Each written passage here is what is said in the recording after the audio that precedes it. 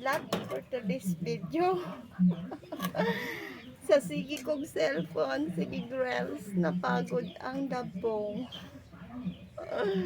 Pagod na pagod, oh. Oh. Sige, cellphone pa more, oh. Tara. Kaya, pilian nato ni mga kamudlat, oh. Walay sunog kay atong gulayon. Paano pa ni magulay mga kamudlat? Ni ani na sunog. Oh, makaon pa ning dabong nako mga kamudlat. Oh, minsan nakarelate din na.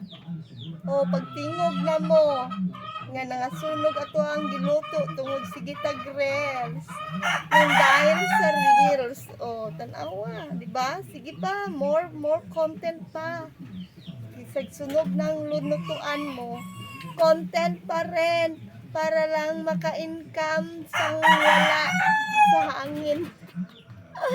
Wala pa man tayo income, di hangin pa lang o hangin. So, gabaan na nung untaan. Oh? Oh.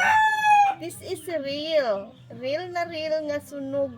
Kay tungod sigig cellphone na mauna siya dahilan sa sigarills. So, anong pang sudano na ako ani yaw-yawan tong bana kay pagod jud siya.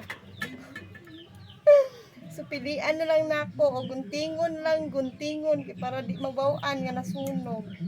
Tapos ilabay ang sunog kaon sa baboy. Ayan, oh, kundi ba? Oh. Tapos lan pa man ni gamay. Oh, tapos lan pa ni sunog kayo.